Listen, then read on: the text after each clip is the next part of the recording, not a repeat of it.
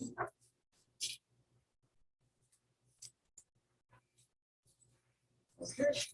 we are live.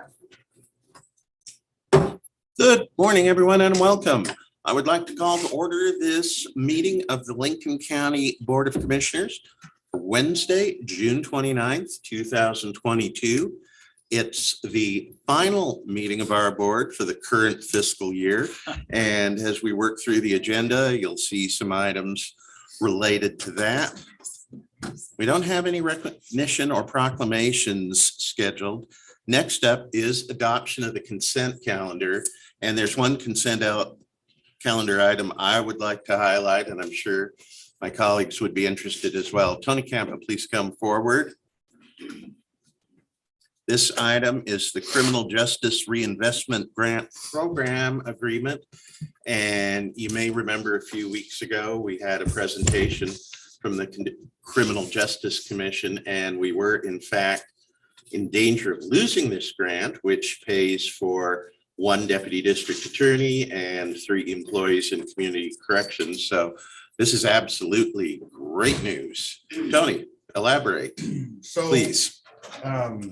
JRI has approved, the committee has approved for us to get the second half of that funding for the rest of this biennium. And our numbers are trending down. I'm happily able to report that our numbers are trending down in the right direction as far as how many people were sent into to prison. We're still averaging a little higher than the rest of the state, but our numbers compared to last year have come down.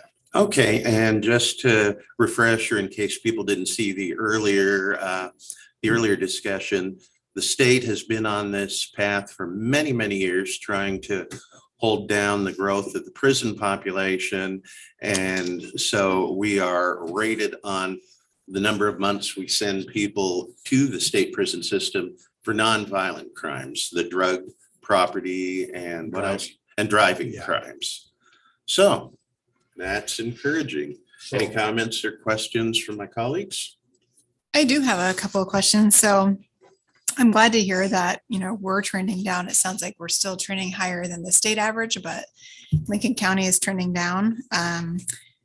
So in the second round of funding that we received, how many months or years do we have to use that? And is there like a midterm kind of check-in with the numbers? Or I guess what I'm really asking is, when are we again sort of held accountable for this funding in terms of the numbers, if that makes sense? Yeah, so this coming June, we'll be submitting a new biennium plan. And at that time, they'll reevaluate, look at it, kind of see where we're at and make a decision. June of this year, which is almost over, or June of 2023? 2023. Just wanted Okay. to clarify. Yeah. Thanks. And this funding is good until not this coming January, but the following January, which is 2024. Yeah. So it's on a calendar year basis? So you've just submitted a new plan in January 2023, but you have the funding till January 2024. Yeah. And Okay. so, in the past, it's just been approved, but now that our numbers have been trending higher than the baseline, it's, they look at them on a It's kind of case-by-case basis conditional. for us. And Yeah. Okay, thank you. No, I just think another example of the good work that you've done as a director of community justice. So keep up the good work. Thank you. I would entertain a motion for adoption of the consent calendar. I'll make a motion that we adopt the consent calendar as presented. I'll second it. Moved and seconded. All in favor, please say aye. Aye. Aye. It's unanimously approved. Now we move on to a series of public hearings, and I would ask Christina Shearer, our finance director, to come forward, please. What we're doing today, it is required by Oregon law that every local jurisdiction have an approved budget for the coming fiscal year in place no later than June 30th, the end of the current fiscal year. And this is something we see every June, middle to later part of June, in terms of making final adoption, not only of the county general fund budget, but the several special district boards that we serve as the operating board for as well. So good morning, Christina. Good morning. Anything you'd like to say at this point? No, I thank you for your assistance. We don't have any recommended changes from the approved budget from the Budget Committee. Okay, yeah, that's another good thing to know. We did go through our usual public budget committee meetings, which the budget committee consists of the 3 commissioners and 3 citizen members. So let's see, at this point, I will formally open the public hearing on the resolution adopting the 2022-23 budget for the Lincoln County Extension Service District. Any questions or input Excuse me. from the board? Sorry, I not a didn't- question. Okay. Yeah. Oh, Oh, I sorry. thought you said you did. No, I have said it. not a Oh, question. no. Just a sneeze. Adopting the 2022-23 budget for the deja vu. Yeah. Okay, so Are we ready to continue? Yep. All right, I would entertain, Do you want to see if there's public input? oh, that's right, a public hearing. We should ask any public input on the Lincoln County Extension Service District budget. Also need to check the virtual. Online. so no signups for what appears to be budget items. Chair, would we ask our participants to use the raise hand? Yeah, function? if there is anybody online who would like to present testimony on the Extension Service District Fund, please use the raise hand function on Zoom. Hearing none, I would now entertain, I would actually close the public hearing and open this for deliberation by the BOC. The only comment I would make is that all of these budgets that we're about to address have been, as I believe Chair Hall, you've already indicated, were presented to the 6-member county budget committee. They were discussed, they were approved by that committee and have been forwarded to us for final adoption. So again, all of the 6 resolutions that we're about to address have been thoroughly vetted, in my opinion, by the budget committee and are now ready for adoption. Okay, I'd entertain a motion if we're at that point. Well, I'll ask for clarification from legal. Normally, there is some specific language that's required, and I don't know where that is since it's not been provided separately. Yeah, so the chair's motion was appropriate. You identified what district, what service district and the year for the budget. And so those are the 2 requirements. So her motion right now on the table is only for the Extension Service District Fund. Okay, we don't need to specify the tax rate and all of that, which has been traditionally a part of the motion. So you need to specify you're adopting what year And then we're and then levying taxes and categorizing the levy. I think That's sufficient. Okay,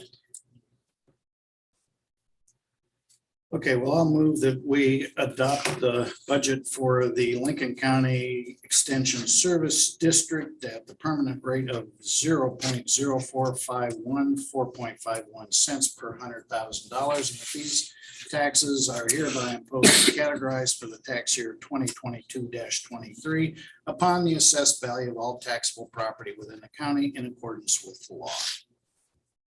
I will second the motion.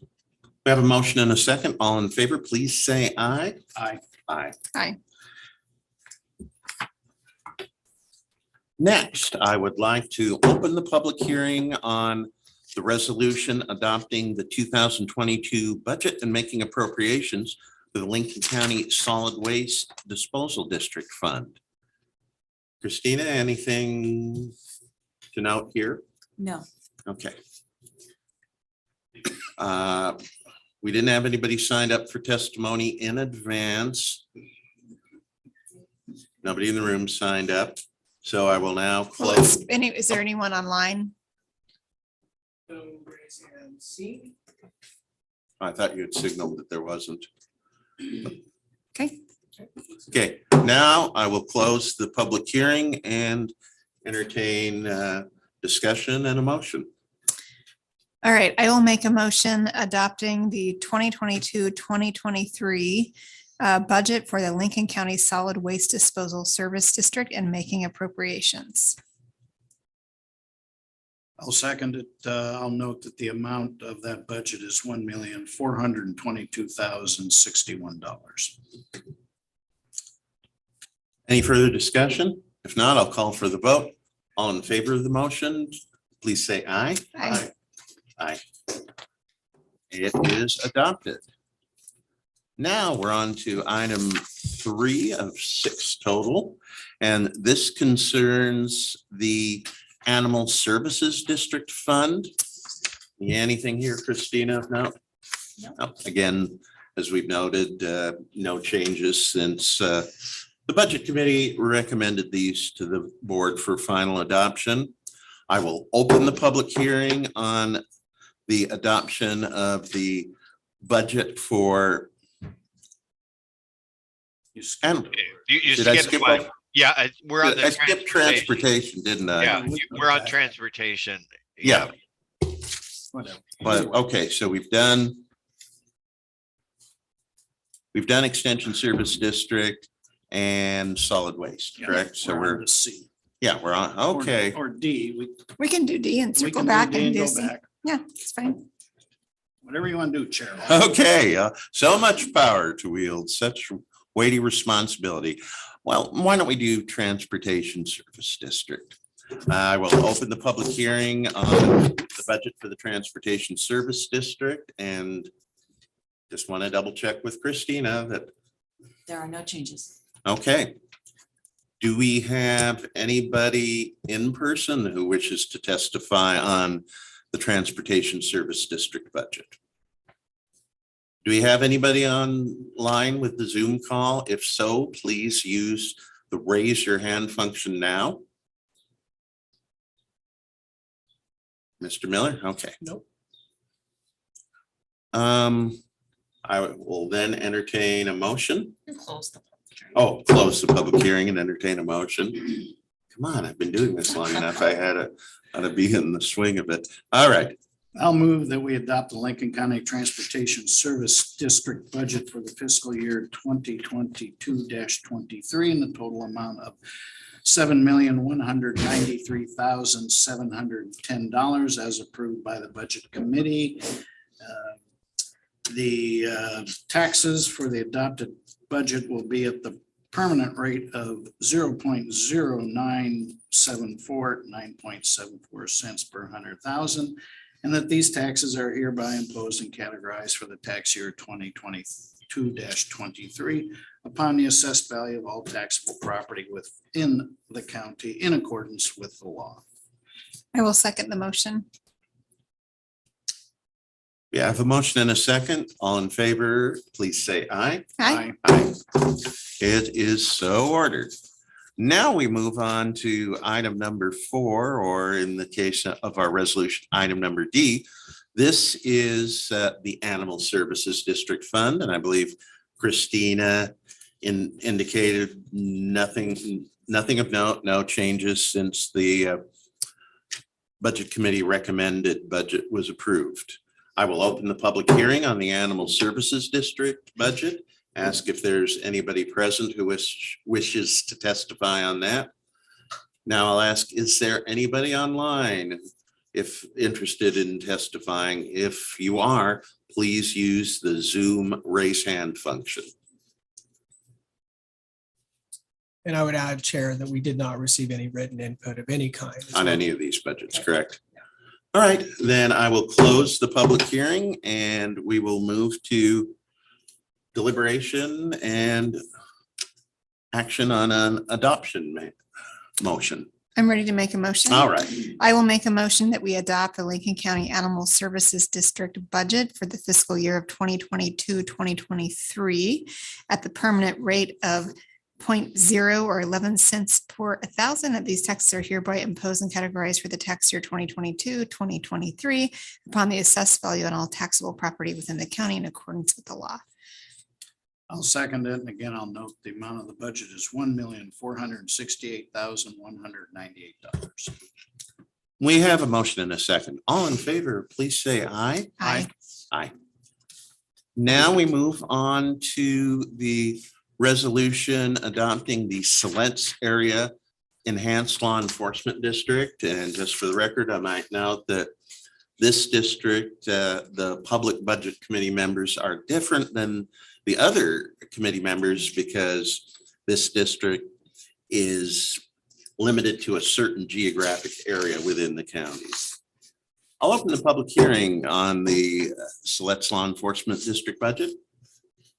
Christina, same story? Same story. no Okay, changes. great. Nobody here signed up. If you wish to offer testimony on the Siletz Law Enforcement District budget, please, and you're on the Zoom call, please use the raise your hand function now. Okay, we have none. So at this point, I'm going to close this public hearing and entertain discussion and a motion. I'll move that we adopt the Siletz Area Enhanced Law Enforcement Service District budget for the fiscal year 2022-23 in the amount of $658,604, and that taxes being provided for the adopted budget at the permanent rate of $1.31 per hundred, $1.31 per $1,000 of taxable property value, and that these taxes are hereby imposed and categorized for the tax year 2022-23 upon the assessed value of all taxable property within the district in accordance with the law. I will second the motion. We have a motion and a second. All in favor, please say aye. Aye. Aye. Now we move on to the last one, the big one. This is adopting the 2022-23 Lincoln County budget. And I will open the public hearing. Nobody signed up. If you're online and wish to make public comment, please use the raise hand function now. Seeing nobody, I will close the public hearing and open things for deliberation and action. No questions for me. Go ahead. I will make a motion that we adopt the 2022-2023 Lincoln County budget, making appropriations and levying taxes and categorizing the levy in the total amount of $148,389,241 as approved by the Budget Committee for Lincoln County. I'll second it. We have a motion and a second. All in favor, please say aye. Aye. Aye. All right, we are done with the work of many, many months in crafting these budgets, and now a short breather for everyone and then on to the next one, right? All right, now you, we move Christina. to decision and action items, and the one item we have is the proposed 2022-23 Lincoln County fee schedule, and I believe we're going to hear from County Counsel Kristen Yule on this. Yes, good morning, Commissioners. Kristen Yule, County Counsel. So before you is the proposed 2022-23 Lincoln County fee schedule that would go into effect July 1st if you are to approve. These proposed changes were brought to you 2 weeks ago. My recommendation is if you have any public input, either written or anybody in the room that wishes to speak on the fee proposals. Okay, this is specifically an opportunity to speak on the proposed fee schedule changes, which would go into effect July 1st. And could note by law that the state of Oregon allows counties to evaluate and adjust fees for service 2 times a year. And traditionally, we try to accomplish the bulk of these at the beginning of the new fiscal year, though we do have the option of making fee changes in mid-year as well.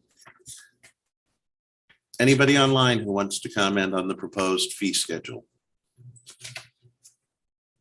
I see no raised hands. All right. Anybody in the room? Anybody in the audience?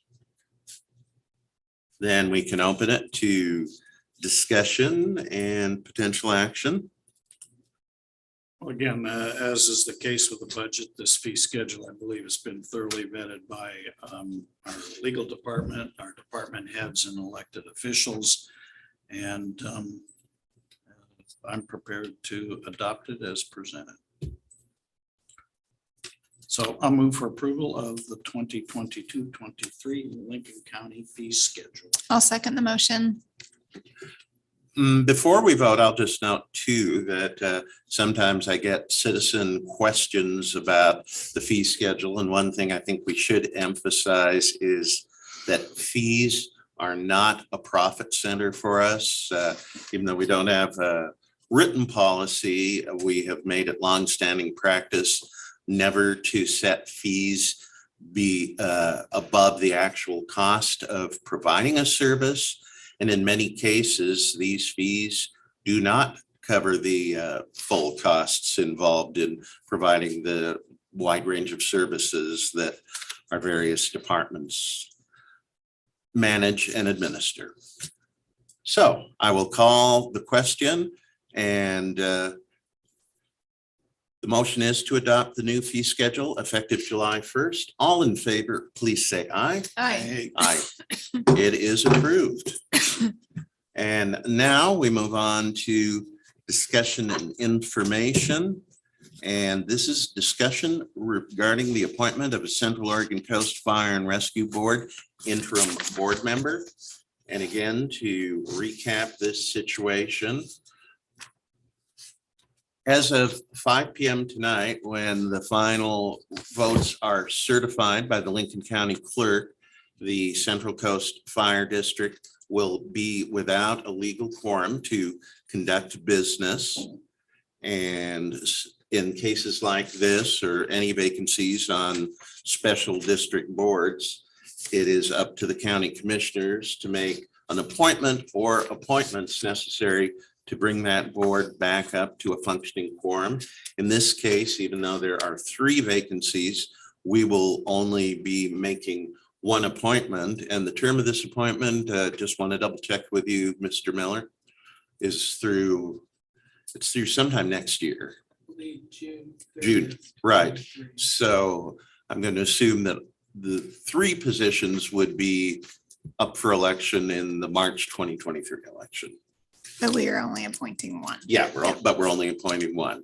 And then the newly constituted board with our appointee responsibilities will be to fill the remaining vacancies. So last week, we had a discussion about how we were going to approach this procedurally. The fire district office had already received letters of interest from 6 individuals. And then we received 2 applications through our county application process. And in the interests of fairness and consistency, we asked everyone who had contacted the district office first to fill out a county application form. So one of the persons who had submitted an application for, or an initial letter of interest has since withdrawn her application. And so we're looking at a field of 7 candidates. Question has come up a couple of times. What are the qualifications for serving on this board? As with most local government boards, you simply need to be 18 years or older and a registered voter. In that district, yeah. Whose registration is within the district boundaries. So we set a deadline of yesterday, Tuesday at noon, for people to submit applications. And as I said, we have 7 applicants for this appointment. And I believe the consensus of the board at this time is we are going to individually review each of these applications. And we have scheduled a special meeting tomorrow morning, June 30th at 9 a.m. for the purpose of making this appointment. County Council Buell, anything to add at this point? Just briefly, Chair Hall. So you're correct, you have 7 applicants in which to consider. On your decision sheet, which is a ranking sheet provided by Mr. Johnson, he has categories of experience, training, involvement in the community, another category of understanding of the role and responsibility of a board member, and then a third candidate, identified candidate commitment to position, organization. So those are the three categories for which you to rank. So as you review these applications until tomorrow's special meeting, just have those in consideration for your decision. Okay. And Mr. Miller has confirmed that all of the applicants are electors in this district. So all eligible. The clerk confirmed. Well, the clerk confirmed that for us. Okay, but Yes. still, yeah, it's Just to good be to know sure. that. So any comments from my colleagues at this point? I don't have, well, I guess I have a question. I do see that we have at least some of the applicants here and more might be online. Can we ask some questions?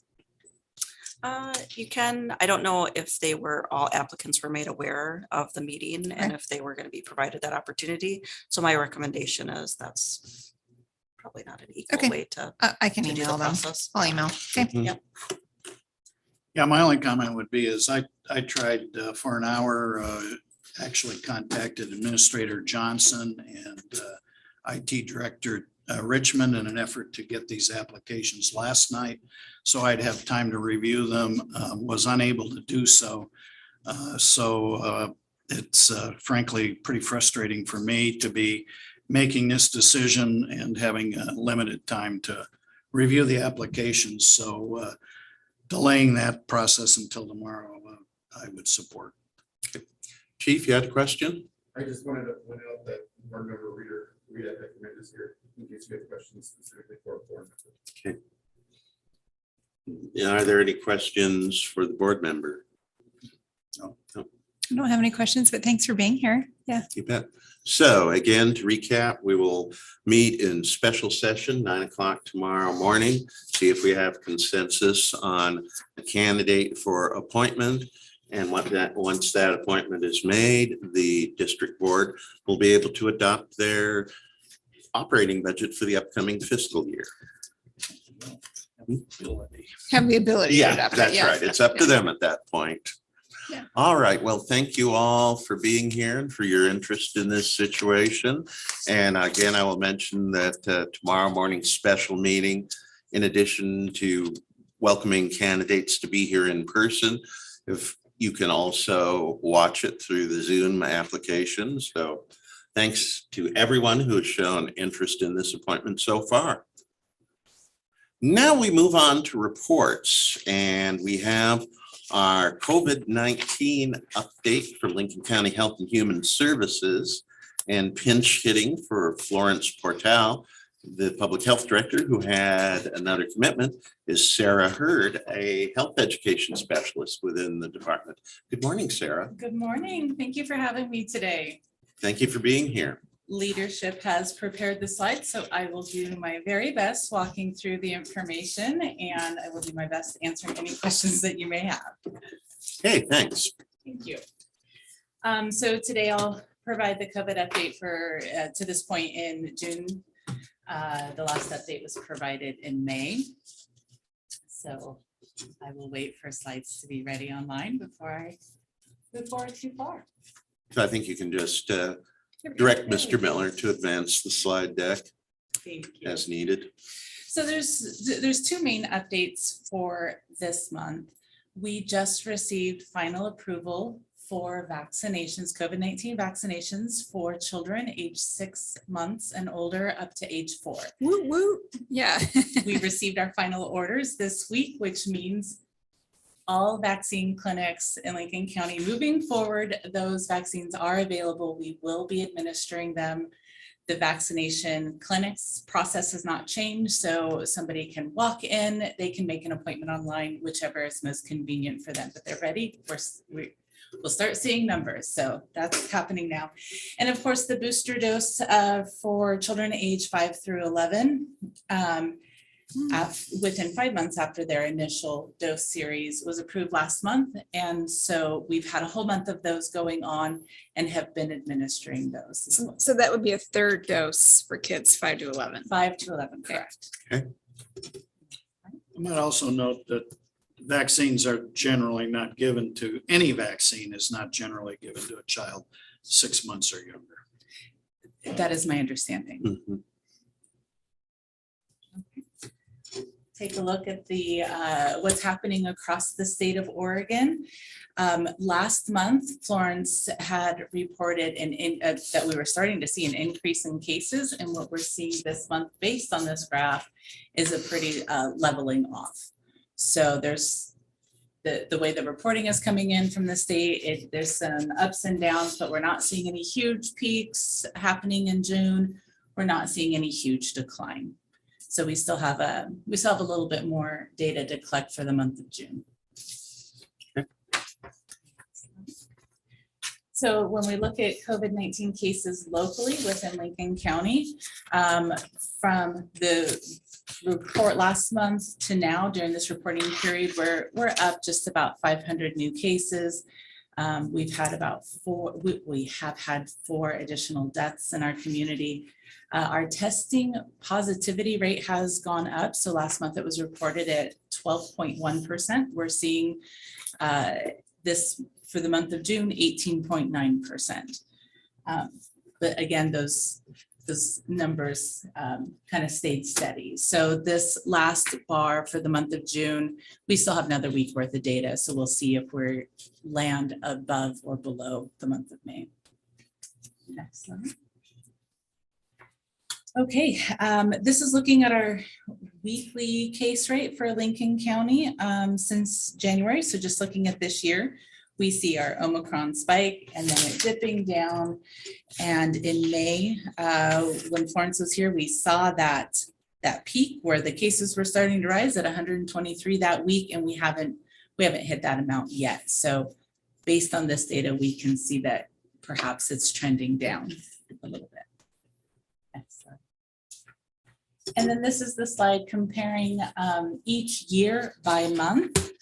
So blue is 2020, red is 2021, and we're into 2022 with the yellow gold color. So we see that Omicron spike in January and the numbers coming down.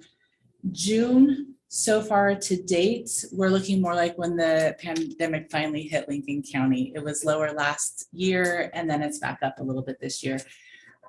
So we will continue to monitor how this moves forward, but to just kind of compare where we're starting to see the annual trends, we'll get a better idea as we move through this process. Next slide. This is our hospitalization data curve throughout the state of Oregon. We see the first tall peak in fall of last year was Delta, and then into this year was Omicron. We saw the numbers start to rise with our hospitalization rates, and there's been, the numbers tend to lag just a little bit from the case rate. So there's been another little increase, and we'll continue to monitor that.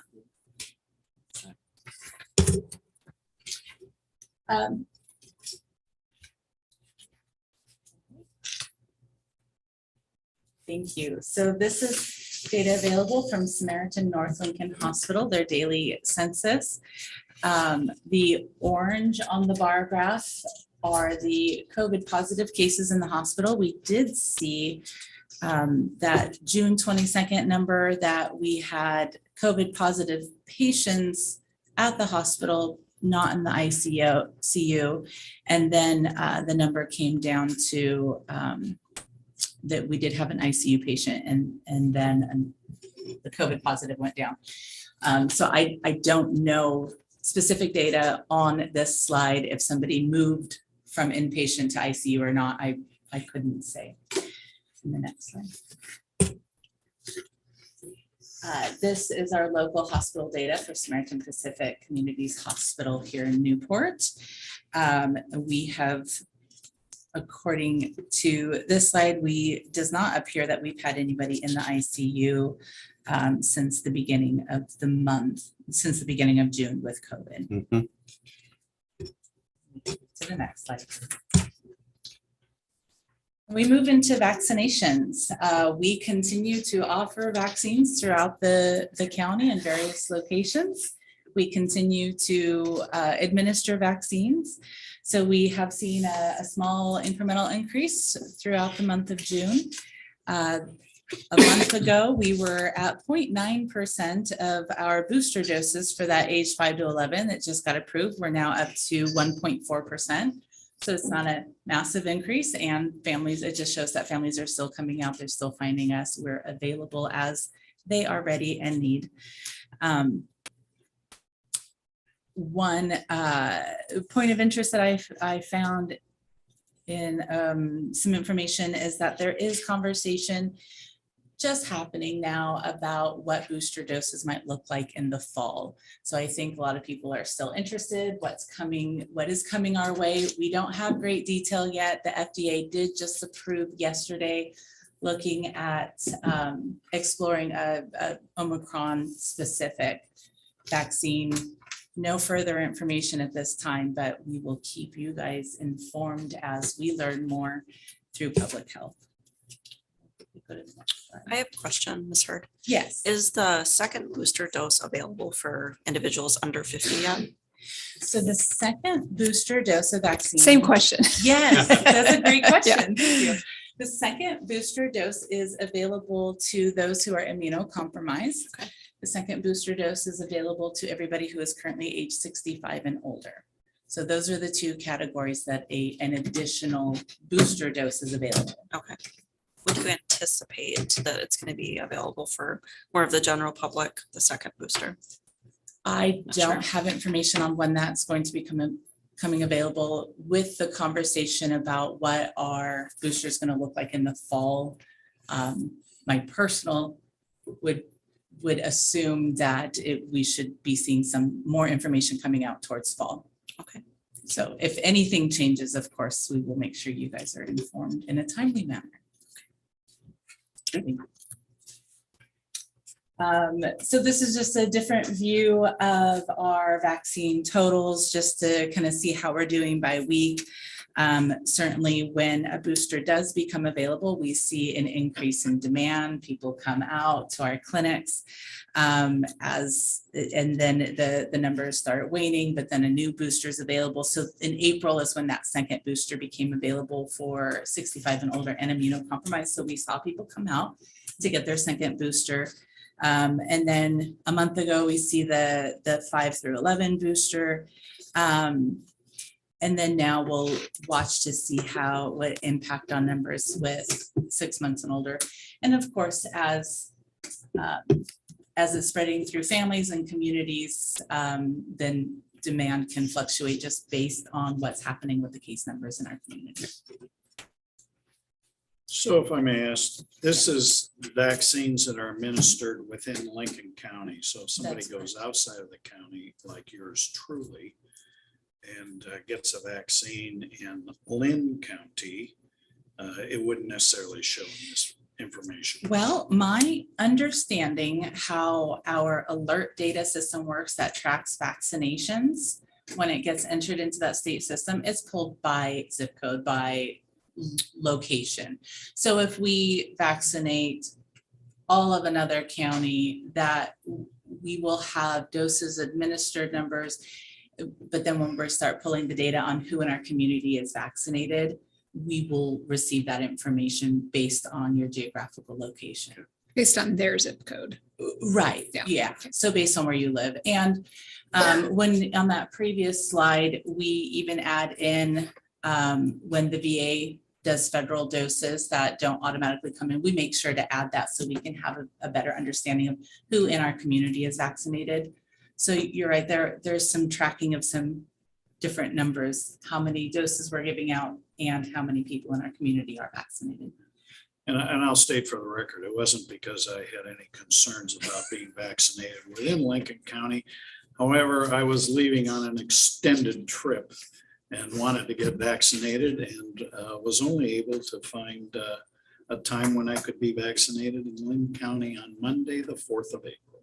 Well, and that is the wonderful thing across the state of Oregon is everybody's collaboration and making it available to everybody as they need it. So Get Vaccinated Oregon is still up and running. Our clinics are on there. So if somebody is outside the community and our location is available to them, we are welcoming with open arms. We just want people to receive what they need as they need it. So thank you. And I think you stated that earlier, but our vaccine clinics are open to any age that's currently able That's to. correct. Great. Yes, And you don't have to be a Lincoln County resident. Yeah. that is correct.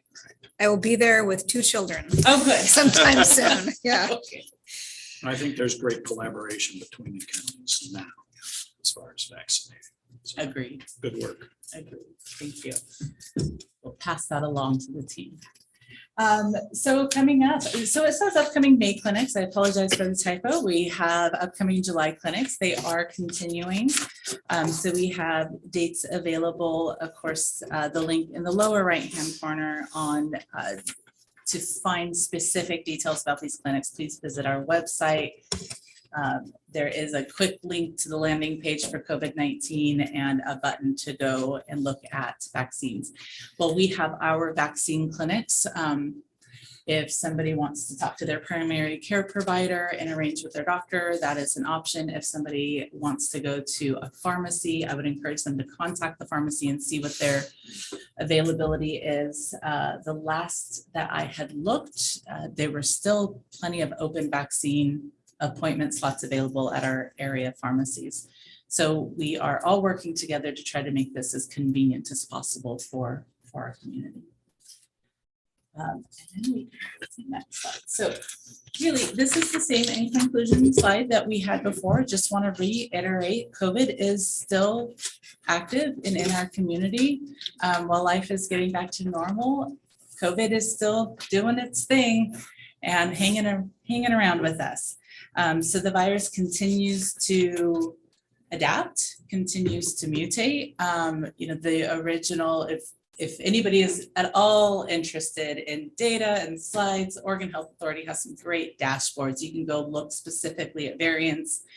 That original Omicron variant, that particular variant through the testing samples appears to be all nearly gone, and the new variants are just starting to pick up. So we're going to continue to see ebbs and flows, and the state, the country will continue to, public health will continue to monitor this, have the data available. If you guys have questions at any time, feel free to reach out. We'll try to make sure that we get you the information as you need it.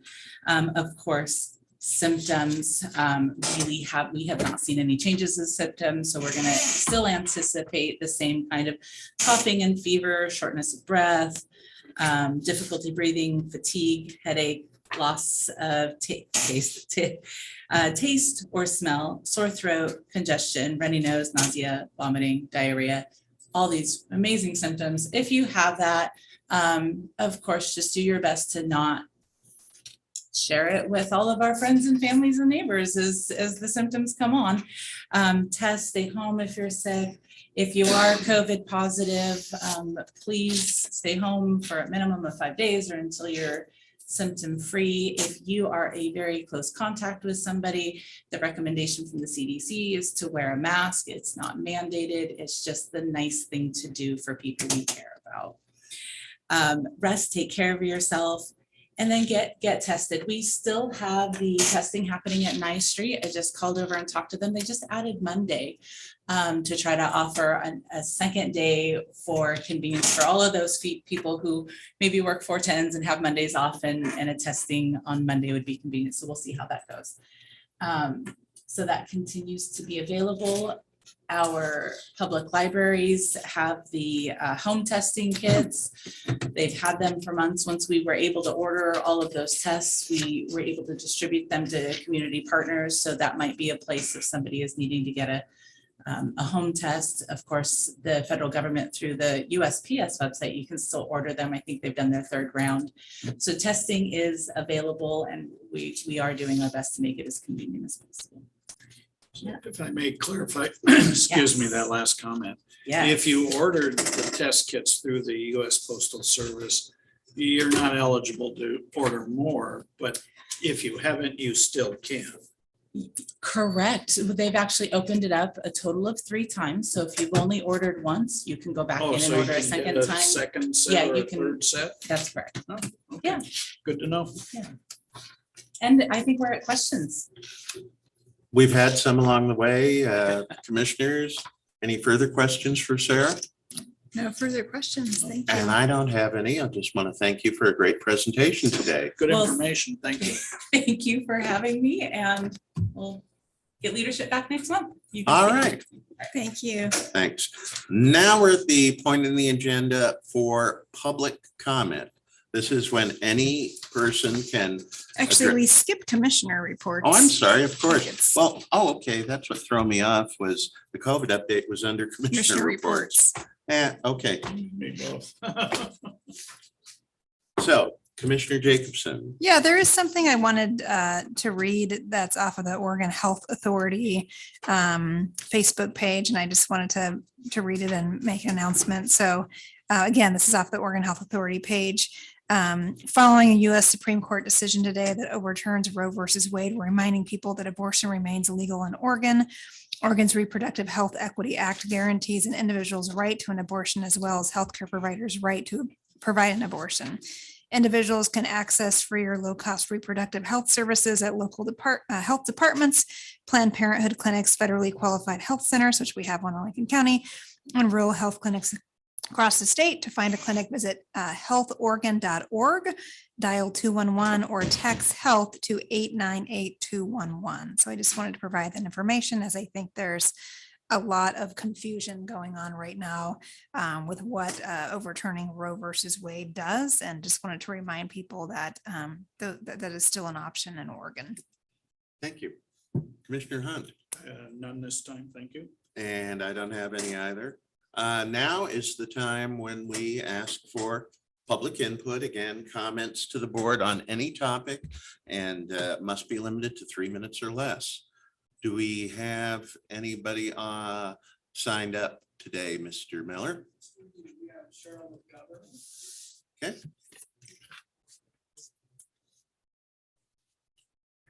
Sounds like she has. Okay. Was there anyone else? There was none. I'm sorry. Come on forward, and you need to sign in on the information sheet. Just make sure to sign before we go. Yeah. Right to turn it. No, it's automatically on. And if you just introduce yourself, name and community for the record. Yeah, my name's Jennifer Ames and I live at Surfside Community on 3rd Street. And the question I have is, what would be the procedure for when somebody is looking for support to protect their property that has been taken over by a neighbor? So if a neighbor is built on somebody's property, is there a procedure? Is there, this is what you do, this is what to expect, and this is how it goes, and this is the time frame? Because I've tried to help and support my friend Cheryl Mhm. with what's happening on her property, and we've all been in communication, and it's been over 2 months and we still haven't heard, and we still don't know what the procedure is. So that would be my question to the commissioner. Well, I guess we don't have a formal procedure documented in writing, but you've taken the correct steps so far. I know that you have, in the situation we're talking about, Ms. McGovern has secured a survey that shows that the encroachment is there, and it's substantial. And also the planning department has verified this addition was undertaken without permits, which seems like another clear code violation. You've been in touch with Anno Husing, our planning and development director. Mr. Husing has done a personal inspection, and now he is in the process of, or I don't know if he actually has made contact with the property owner to request a sit-down meeting. Because generally what we try to do to avoid kind of delays is first try to persuade the property owner to remediate the situation themselves. And if they decline to do that, then it would, I believe, go to a formal enforcement action. Most likely county council would send a demand letter to the property owner citing the violations and setting some kind of deadline for resolution. And then the last resort, and this is where the process is out of our hands, would be, if necessary, to take the property owner to civil court. And then for timeline, we're at the mercy of the courts. Anything you would want to add, Council Yule? Mr. Using, have I covered it pretty concisely? Yeah, okay. So that's the story in a nutshell. Okay, so if the violations continue, she just has to sit and wait. That's, because it's an ongoing situation. It's the reason why we're asking. It's not like it's just one and done. It continues because there's been no communication as to, okay, we've at least reached out, we've sent the letter, we've made the phone call. And that's the reason for the urgency. So I hate to see Cheryl have to go and seek her own legal counsel and spend more money that she actually needs to, take care of her property.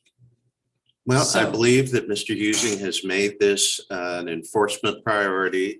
And I don't want to be presenting this as an excuse, but our Yeah, planning department really has been overstressed, overtaxed with a lot of issues over the last couple of years. We're bringing a couple of new people on board that hopefully will be able to address those efficiency issues and get things moving a little more quickly. And I also believe Mr. Using is committed to keeping in regular contact with Ms. McGovern for updates on status and any changes in status, but we really don't have the authority at this point. Am I correct that Council Yule, even if everything was verified in terms of an encroachment and unpermitted construction, that we don't have authority, legal authority to step in and do a stop work order unless there is action by the courts? I'm not going to speculate of what the facts are of this case. Okay, I understand. Chair, we are number 3. Okay, well, thank you very much. Anybody else signed up?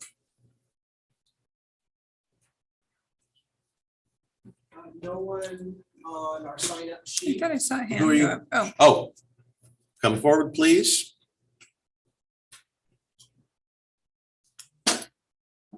I'm Shirley Baker from Wellport, and I'm one of the applicants.